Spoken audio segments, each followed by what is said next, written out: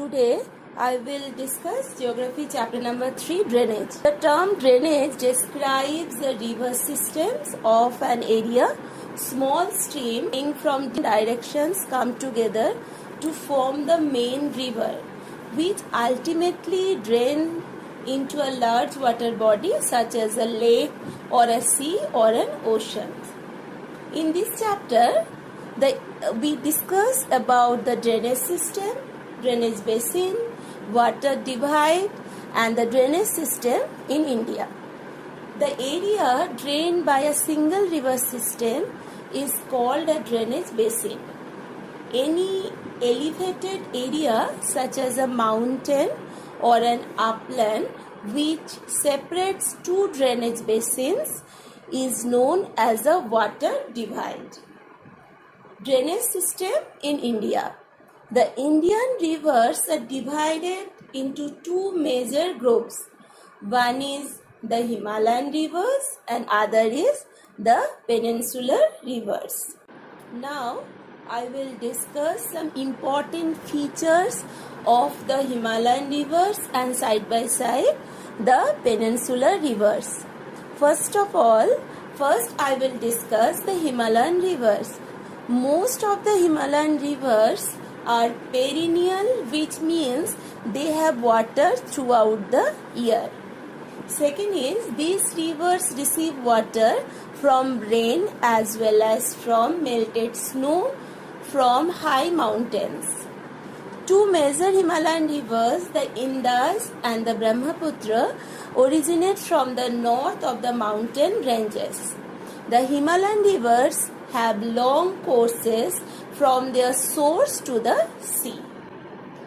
The peninsular rivers also have the important features. These are, peninsular rivers are seasonal. The flow of these rivers is depend on rainfall. Most of the rivers of peninsular India originate in the Western Ghats and flow towards the Bay of Bengal. These rivers have shorter and shallow courses as compared to Himalayan rivers. The major Himalayan rivers are the Indus, the Ganga and the Brahmaputra. A river along with its tributaries may be called a river system. First I will discuss the Indus river system. The few important features are, Indus is one of the longest rivers in the world with a total length of 2900 km. The river Indus rises in the Tibet near Lake Mansarovar.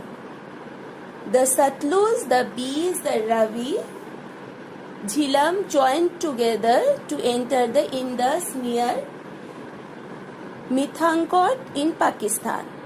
Next is the Ganga river system.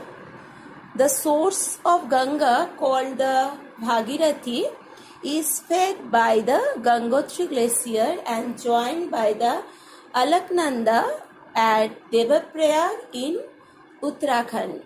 The Ganga emerges from the mountains to the plain at Haridwar. The important tributaries are Yamuna, the Ghagra, the Gandak and the Koshi. The length of Ganga is over 2500 km. The Bhagirathi Hooghly flows southward through the deltatic plains to the Bay of Bengal. The main stream flows southward into Bangladesh and is joined by the Brahmaputra. Further downstream, it is known as the Meghna. The Meghna river flows into the Bay of Bengal and forms Sundarban Delta. Next is the Brahmaputra river system. The Brahmaputra rises in Tibet east of Mansarovar Lake. It is slightly longer than the Indus. On reaching the Namcha Barwa, it takes a U-turn and enters India in Arunachal Pradesh, where it is called the Dhiang. Dhiang is joined by the Dibang the Lohit and many other tributaries to form the Brahmaputra in Assam.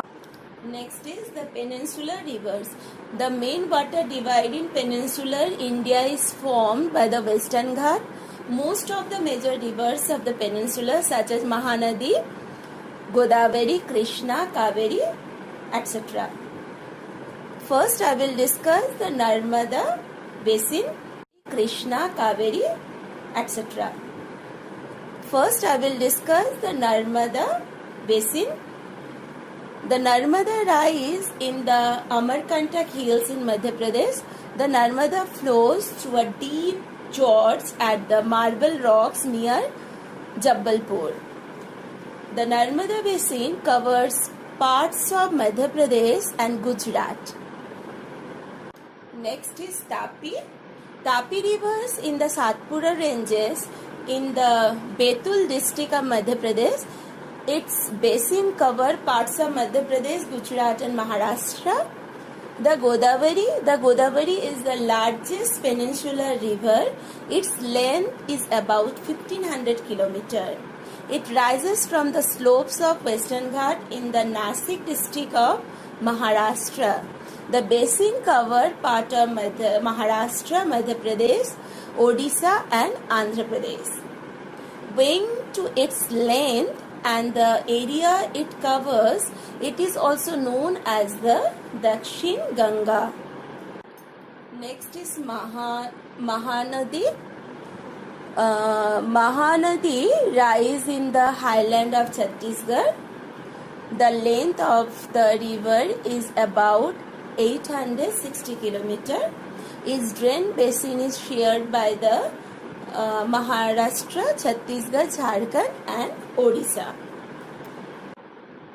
The Kaveri rise in the Brahmagiri range of the Western Ghat. The total length of the river is about 760 km. Its basin drains parts of Karnataka, Kerala and Tamil Nadu. Beside these major rivers, there are some smaller rivers flowing towards the east. Some of them, the Damodar, the Brahmani, the Baitarani, etc. Now I will discuss about lakes. Lakes also play important role. India has many lakes. These lakes differ from each other in size and other characteristics. Most lakes are permanent. Some contain water only during the rainy season. Some lakes are the result of the action of glacier and ice sheets. Some have been formed by wind, river action and human activities.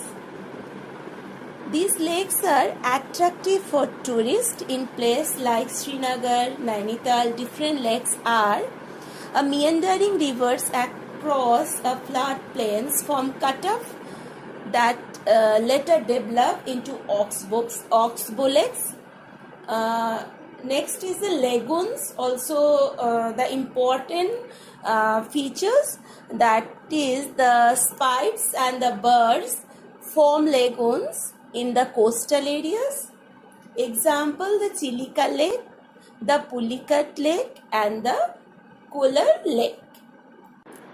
Most of the freshwater lakes are in the Himalayan region. They are of glacial origin. The Ullal Lake in Jammu and Kashmir is the result of tectonic activity, which is the largest freshwater lake in India. Some other important freshwater lakes are Dal Lake, Bhimtal, Nainital, etc. Next, I will discuss about importance of lakes. Lakes are useful to human beings in many ways. First, lakes help to regulate the flow of a river. During heavy rains, these lakes prevent flooding. During the dry season, these lakes help to maintain an even flow of water. Lakes can also be used for developing hydel power. Next is the role of rivers in the economy. Rivers have been of fundamental importance throughout human history. Water from rivers is a basic natural resource essential for various human activities. Rivers are used for irrigation, navigation, hydropower generation, etc. At last, I will discuss about river pollution. The growing domestic, municipal, industrial and agricultural demand for water from rivers is affecting the quality of water. Rivers are getting polluted as a heavy load of untreated sewage and industrial effluent are getting emptied into the rivers. Concern over rising river pollution led to the launching of various action plans to clean the rivers. Government also took some important steps for this purpose.